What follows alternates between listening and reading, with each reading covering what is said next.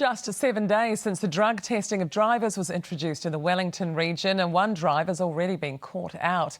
But some are raising concerns about the potential for unfair prosecutions, particularly as we approach the holiday period. Sophie has more details.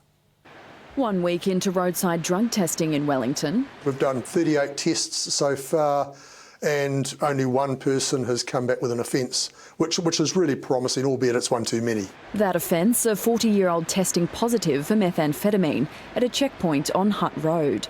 Those 38 drug tests given to drivers at alcohol checkpoints. You just quick lick on your tongue, put it back on there, staff break the ampule, which gets the fluids moving in it, and you just hold it flat for about 5 minutes, and then you see on there it comes up positive.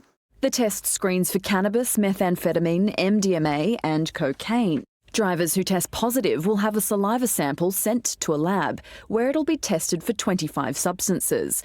They'll also be required to take a second test, with 2 positive tests meaning they are banned from driving for 12 hours.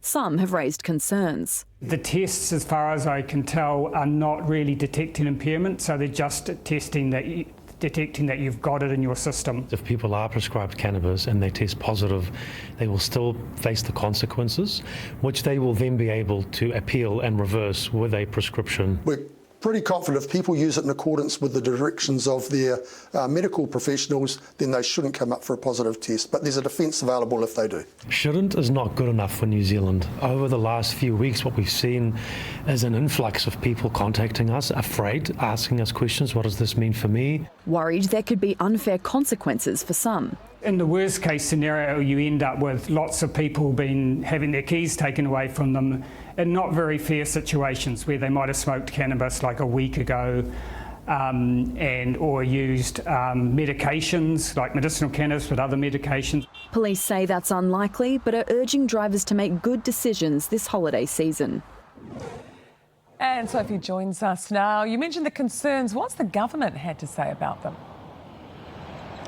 Good evening. Well, Transport Minister Chris Bishop says that 30% of road deaths in New Zealand do involve an impairing drug. And so the purpose of this testing regime is really to make our roads safer. But on that specific concern that was raised in my story about the possibility of people being unfairly prosecuted, he says the tests are designed to detect recent drug use, which is linked to impairment. And there will also be a medical defence allowing people to dispute an infringement if they are taking medication as prescribed.